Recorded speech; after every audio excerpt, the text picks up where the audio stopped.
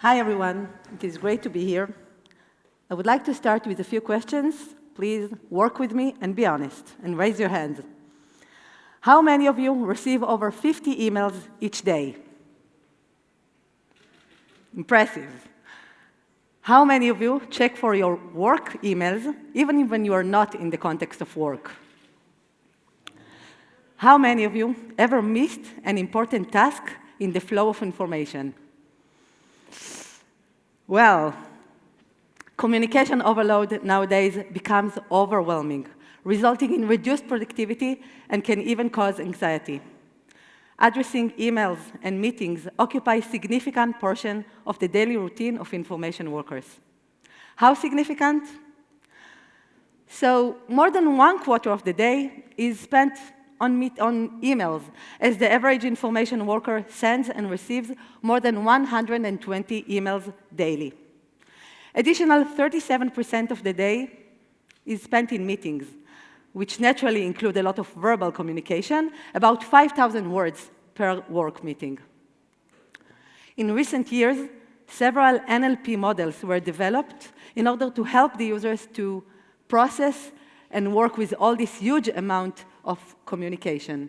And I'm sure that many of you are already using and are familiar with features such as the email nudge that helps the user and reminds him of important emails he might have missed and wanted to respond. Focused inbox that chooses which emails to put in the user's primary folder. Or smart reply that suggests the user how to respond to an email or an instant message.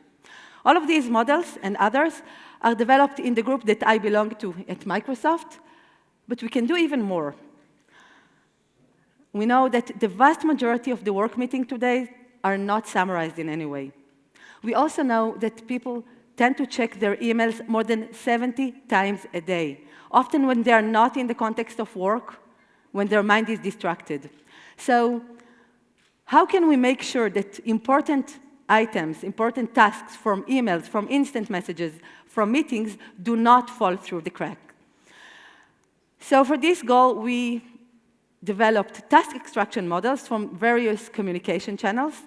And what we would like to do is to also try and integrate these communication channels to get a holistic understanding of the user great missions. But with hundreds of millions of users, with billions of emails being sent every day, with great variety of styles and languages in meetings, this becomes a challenging problem. And I would like today to share with you some of the learnings that we learned along the way. So since this is a hard classification problem, we cannot really use any off-the-shelf model. We need to apply various, Getting back, I will show you before discussing the modeling, some examples for why this is a challenging problem. So the main reason for this classification problem to be a very interesting one is since we have a lot of sentences that are sometimes tasks and sometimes not tasks, but they are actually very, very similar to each other. And here is one example. The first sentence, please read my comments thoroughly and address, is a great task that we would like to remind our users of. While the second one, please read our privacy statement, being said in an email, is definitely not something we would like to set as a reminder. In addition, we know that context matters. It was discussed in the previous session. We know that having a sentence like this said in a meeting, can you please send me the quarterly summary, is a great request to track, but it is not if the next sentence actually changes the meaning, and now we do not want to set the first sentence as a reminder at the summary of the meeting. Context might also take a sentence and make it a reported speech, which we would not like to track. And of course, task identification is a subjective problem, which means that the exact same sentence, the exact same context, might be preserved as a task to the one person, but not as a task to the other person. So I hope I did convince you that this is challenging, and we cannot take any off-the-shelf solution and apply it to this problem, not even a large pre-trained model. And we need to come up with a combination of different architectures and add to it some pre-processing of the data before it is being fed to the model. We need to add some additional algorithmic components and come up with the best composition that can classify the sentences correctly. But in every NLP problem, modeling is only one part. We know that data is also super important. And we discussed meeting data and email data, but actually these are very different types of data. Email data, although being unstructured and unprioritized, was actually typed in by the sender of the email, which had the opportunity to review the content before sending it, to rephrase it, to make his claims more clear. On the other hand, meeting data was acquired through automatic transcription of a meeting, which was significantly improved, this technology, in recent years, but is still far from being perfect. So it includes naturally a lot of small sections, small broken sentences, as people tend to interrupt to each other in meetings, mainly in Israeli meetings, but also a lot of long sentences that are often not even grammatically correct. And since these are very different types of data, we need to come up with dedicated solutions to each one of them. Having a model is only the first step. We understand that a great UX is a must.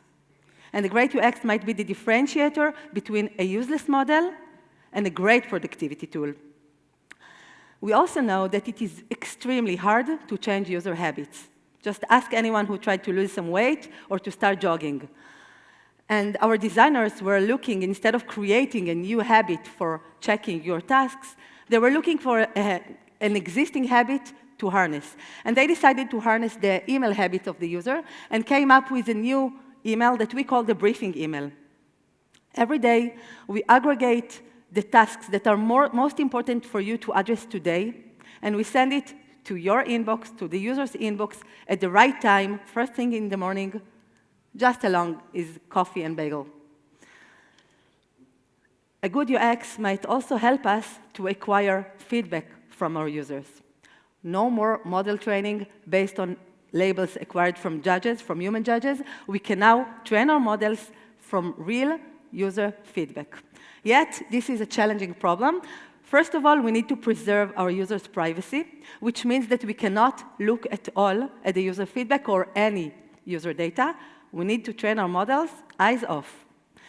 In addition, we need to understand how to actually use this feedback to feed our training. In a feature like the reply suggestions, if the user did not click on a suggestion to reply, he did not benefit from the model. In a UX like the briefing email, the user might see a reminder that we put in this email.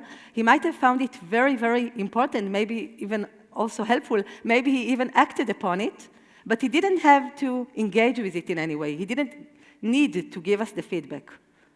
So how are we going to label these sentences that were not clicked? In addition, we have all of those users that give us only positive feedback or only negative feedback. Should we treat them all the same? Should we assign it all the same weight?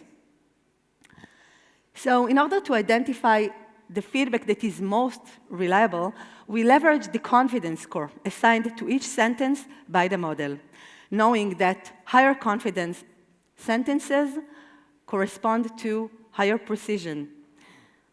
And we were looking for the specific conditions or terms, maybe some characteristic of the user, characteristic of market, time, or any other terms that we can apply, and looked at the slope of each condition, looking for the specific conditions that give us the steepest slope, knowing that the engagement related to this slope, to this condition, is more reliable and should be the one to be addressed in our model. So since this is a short talk, I'm not going to repeat the takeaways, but I would like to say that developing a large-scale NLP model is challenging. We have all the items that we discussed. We have also a lot of data and the computational strengths to support it. but we also have a lot of extra challenges. On the other hand, the next time my manager asks me to do something, I will have a model to back me up. Thank you.